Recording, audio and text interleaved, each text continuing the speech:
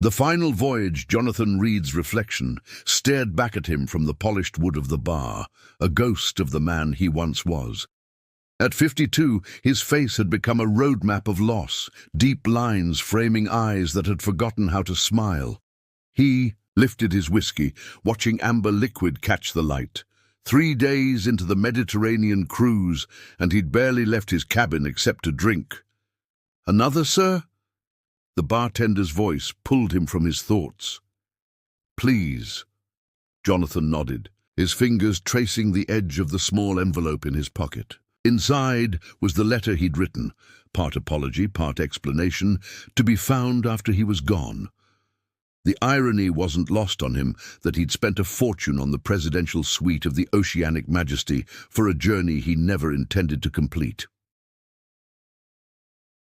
6 months ago, he'd lost Reed and Morrison Architects, the firm he'd built over 20 years, to a partner's betrayal and a recession that gutted the industry. 2 years before that, he'd lost Thomas, his 19-year-old son, to an overdose. His marriage to Diane hadn't survived the grief, dissolving into mutual blame and eventual silence. The prestigious awards that once lined his office walls now sat in storage, meaningless testaments to a life that no longer existed. Jonathan had chosen the cruise methodically. 14 days, visiting the architectural wonders he'd once studied with passion: Barcelona, Marseille, Rome, Athens, Istanbul. A fitting goodbye tour. On the 10th night, somewhere between Santorini and Cyprus, he would simply disappear into the Mediterranean darkness. They probably wouldn't notice until morning. By then, finding him would be impossible. Beautiful sunset. Tonight, a woman slid onto the stool beside him. "Mind if I join you?" He glanced up, annoyed at the intrusion. She was perhaps 40, with auburn hair pulled back in a casual knot, a camera hanging from her neck. Her smile reached eyes that seemed to see more than he wanted to reveal. "Free country," he muttered, turning back to his drink. "Ship, actually. International waters." She extended her hand. "Catherine Winters. I'm teaching the photography workshop on board." Jonathan reluctantly shook it. "Jonathan Reed. First cruise? Last, actually." The truth slipped out before he could catch it. Catherine tilted her head. "Bold statement. Terrible experience so far." "Just not what I expected." He signaled for another whiskey. "Expectations." Catherine nodded thoughtfully. "They'll destroy you faster than reality ever could." She ordered a gin and tonic, then turned to face the sunset blazing across the horizon. "I'm capturing the golden hour before my evening class. Care to join? Better than drinking alone." "I prefer drinking alone." "Fair enough." She didn't seem offended. "Though I've found that misery doesn't actually love company. It just tolerates it slightly better than solitude." Despite himself, Jonathan felt the corner of his mouth twitch. "That's unusually honest. Life's too short for small talk." Catherine sipped her drink. Especially on cruises. 7 days in, everyone's still pretending they're having the time of their lives for their Instagram followers. "I'm not on Instagram." "Thank God. Neither am I. Social media is just curated fiction." For the first time in months, Jonathan felt a flicker of genuine interest in another person. "You're an unusual cruise photographer." Former National Geographic. "Now I teach wealthy tourists how to take photos that don't look like postcards." Her smile turned wry. "What did you do before whatever made you book this last cruise?" Jonathan stiffened. "Architect. Ah, that explains why you booked the Mediterranean route. Tomorrow's Florence should interest you." "I'm not planning to disembark." He drained his glass. Catherine studied him for a long moment. "That would be a shame. The Duomo at sunrise is worth living for, at least for one more day." Jonathan's hand froze mid-air. Did she know? Could she possibly guess? "My class meets at the promenade deck at 7 a.m. She stood, leaving money for her barely touched drink. "No experience necessary. Just bring yourself." "I don't have a camera," he said, grasping for an excuse. "I have extras." Catherine slung her camera bag over her shoulder. "Sometimes we need to see the world through a different lens, Jonathan, especially when our own view has gone dark." Before he could respond, she was gone, leaving him with the unsettling feeling that somehow, in a 15-minute conversation, this stranger had glimpsed the truth he'd hidden from everyone else in his life. Jonathan ordered another whiskey, telling himself he wouldn't go tomorrow. Yet when he finally returned to his empty suite, he set his alarm for 6:30 a.m., not entirely sure why. Unexpected light. The Duomo's terracotta dome glowed amber against the rising sun as Jonathan adjusted the aperture on Catherine's spare camera. He had surprised himself by appearing at the meeting point that morning, bleary-eyed and irritable, expecting to regret his decision. Now standing on a quiet Florentine street before most tourists had emerged, he found himself transfixed by the play of light on centuries-old architecture. "See how the shadows create depth." Catherine moved beside him, gently repositioning his hands on the camera. "Photography isn't just about capturing what exists, it's about revealing what most people miss." Jonathan nodded, focusing the lens. Through the viewfinder, details emerged that his architect's eye appreciated: the precision of Brunelleschi's engineering, the mathematical harmony of Renaissance proportions. For a brief moment, he forgot about the envelope in his pocket. There, small group dispersed across the piazza, each seeking their own perspective. Catherine stayed near Jonathan, offering occasional guidance, but mostly allowing him space to explore. By midday, they had wandered through narrow streets, photographing doorways, courtyards, and the Arno River's reflective surface. "You have an eye for structure," Catherine commented as they sat at a small cafe, reviewing his images. "Most beginners chase the obvious beauty, but you find the bones beneath." "Occupational hazard," Jonathan admitted. "I spent 30 years looking at buildings as problems to solve rather than objects to admire." "Past tense?" she asked, stirring her espresso. Jonathan hesitated. "My firm collapsed 6 months ago, partner embezzled, economy tanked, the usual tragic business story." "I'm sorry," Catherine said, without the pitying tone he'd come to dread. "Though I suspect there's more to your story than a failed business." The directness of her observation made Jonathan uncomfortable. He deflected. "What about you? National Geographic to cruise ship instructor seems like a demotion." Catherine's laugh held no bitterness. 3 years ago, I was in Syria documenting refugee camps when our convoy hit an IED. 2 colleagues died. I survived with a shattered femur and PTSD. She tapped her left leg. Titanium rod sets off every airport security system. The magazine offered desk work, but I needed something different. "So you chose cruise ships?" "I chose healing," she corrected. "These floating cities are predictable, safe. The passengers want beauty without danger, and I needed that too. For a while." Her eyes met his. "We all have our escape plans, Jonathan. Some just take us further than others." The knowing look in her eyes made him wonder again how transparent his intentions were. They returned to the ship late afternoon, Jonathan inexplicably agreeing to join tomorrow's excursion in Rome. That night, alone in his suite, Jonathan scrolled through the day's photographs. In one, Catherine stood by the Ponte Vecchio, her profile, thoughtful as she gazed at the water. He hadn't realized he'd captured her. Something about her expression, serene but tinged with a familiar sadness, made him pause. For the first time since boarding, he didn't reach for the ship's overpriced minibar. Instead, he researched the architectural sites they would visit tomorrow, feeling a ghost of his former passion stir. The storm within Rome came and went, followed by Naples and then Athens. Each day, Jonathan found himself joining Catherine's excursions, his initial reluctance giving way to a quiet anticipation. Through her lens, literally and figuratively, He began seeing the world in gradations rather than the stark black and white of his despair. But on the seventh night, as the ship navigated toward Santorini, a violent Mediterranean storm hit. The vessel pitched and rolled, sending passengers scurrying to their cabins. Jonathan stood on his private balcony, watching lightning fracture the sky as wind-driven rain soaked him to the skin. 3 days. He had given himself 3 more days before his planned exit. The storm seemed an appropriate backdrop for the turmoil inside him, a chaos that Catherine's presence had temporarily masked, but not eliminated. A knock at his door pulled him from his thoughts.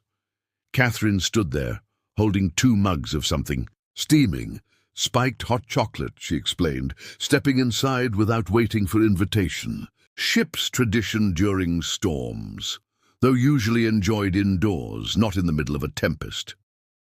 She nodded toward his drenched clothes. Jonathan accepted the mug wordlessly, disappearing to change. When he returned, Catherine was examining the architectural sketches he'd absently begun making on hotel notepaper, redesigns of classical structures he'd visited, modernized but honoring their origins. "These are remarkable," she said, looking up. "You're creating again." "Old habits." He shrugged, though her observation unsettled him. He hadn't realized he'd been sketching more each night. The ship lurched suddenly, sending Catherine stumbling. Jonathan caught her arm, steadying her. The unexpected contact, the first human touch he'd initiated in months, seemed to break something inside him.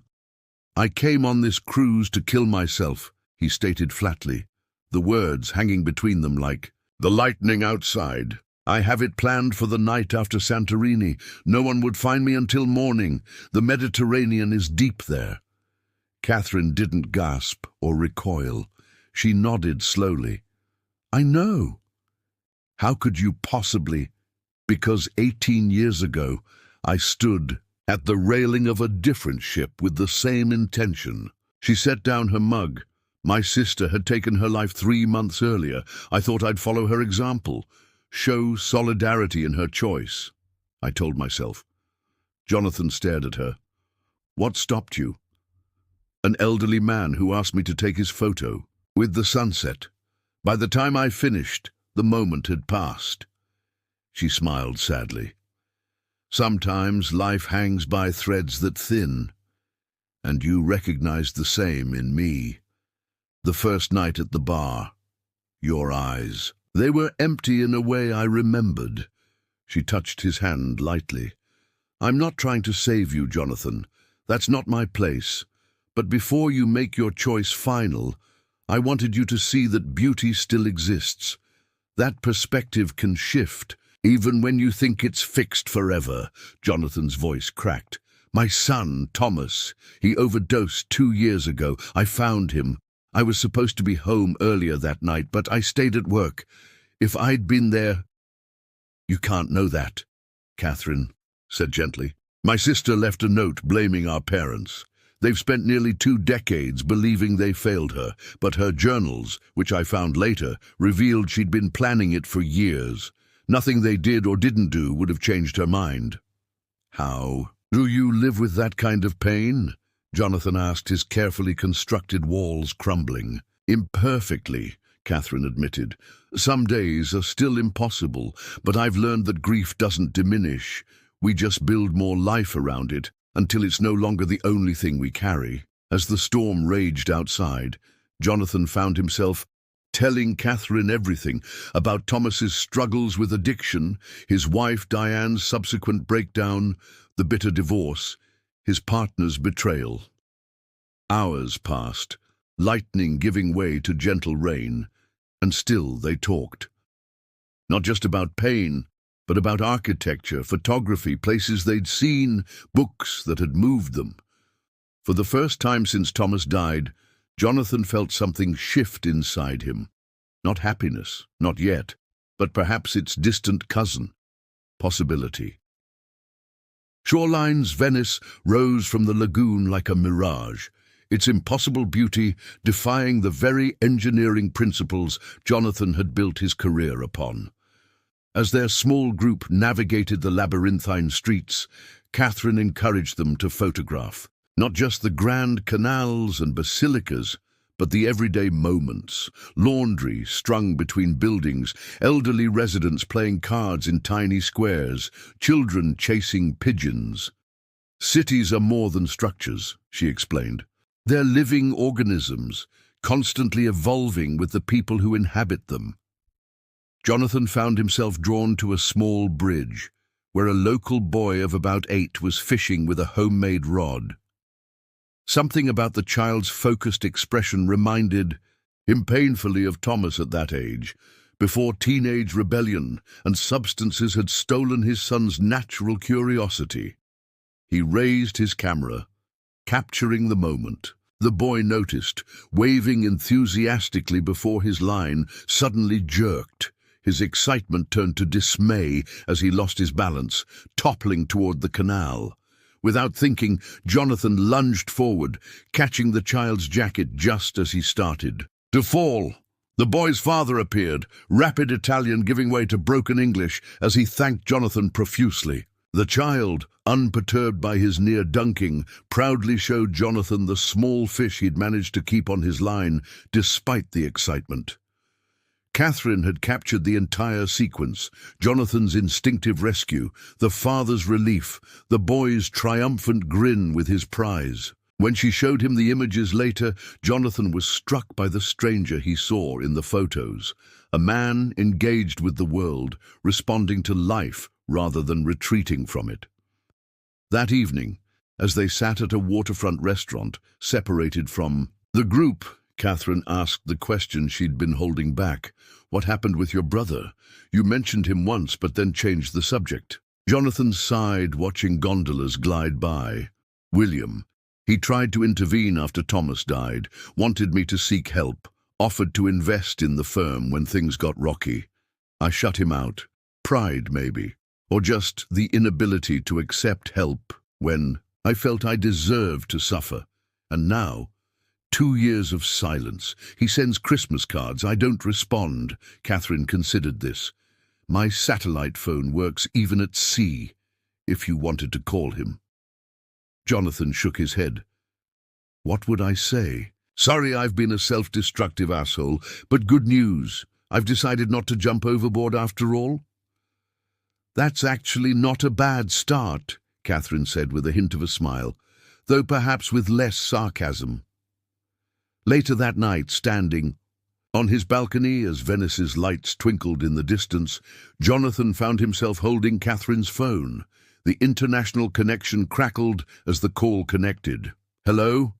William's voice, cautious and confused at the unknown number. "Will. It's John." A long pause. I'm on a cruise in Venice." "John, Jesus, are you okay?" The concern in his brother's voice broke something in Jonathan's chest.